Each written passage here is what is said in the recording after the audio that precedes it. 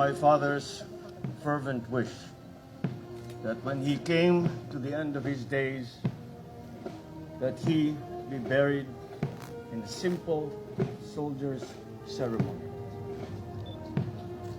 This was in keeping with his idea that he was but a soldier doing his duty, a citizen serving his country.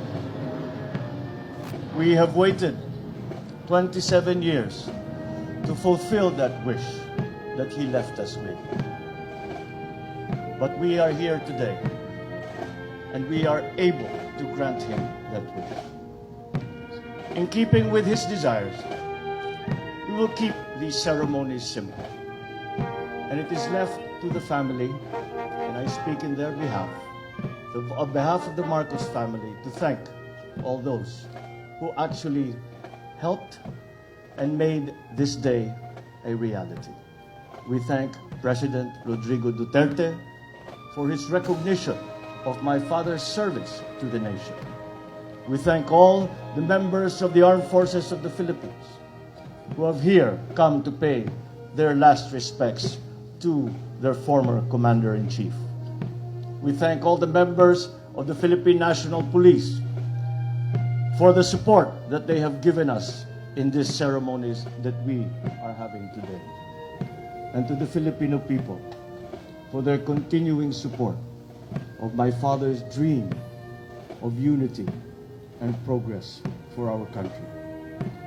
So let today be the first day amongst many days and months and years of our continuing to work for the unity and the progress of our country.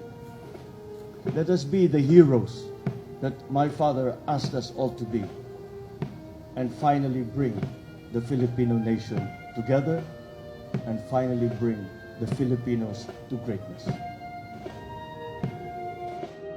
I would die 1,000 deaths and more for my motherland.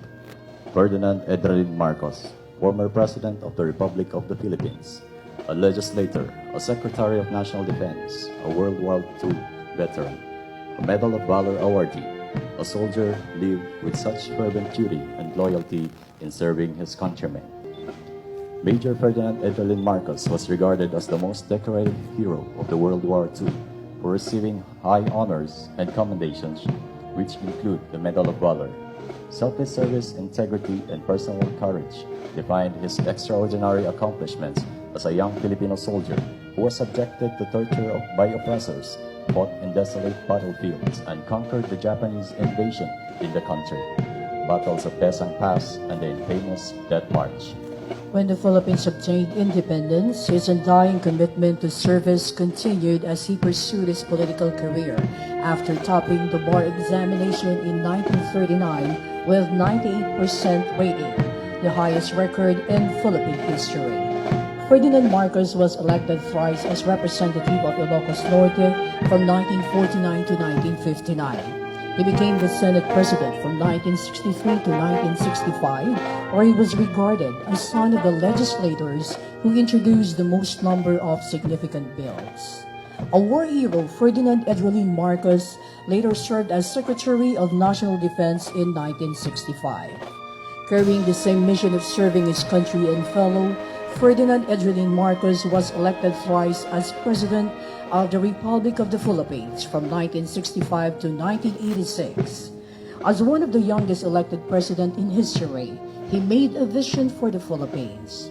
This nation can be great again, and began realizing it by establishing numerous state colleges and universities, iconic infrastructure projects, primary healthcare facilities, enacting rural electrification program, among others. He also led educational reforms which widened free access to schools, agrarian reforms which led to the country's food sufficiency record, and labor reforms and opportunities which boosted employment potentials of Filipinos here and abroad.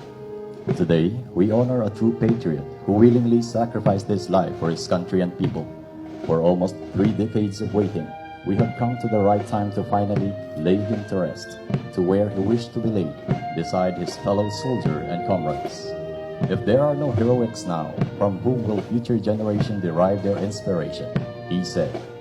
May we then be all heroes in our own ways, as President Ferdinand Marcos did his own toll in big battles of life and create the best vision for the next generation, the great vision which he inherited from his promise. For every tear you shed, there will be a victory. As we put him to rest, may we, the people of the Republic of the Philippines, finally unite this politically divided nation and uphold the spirit of true reconciliation.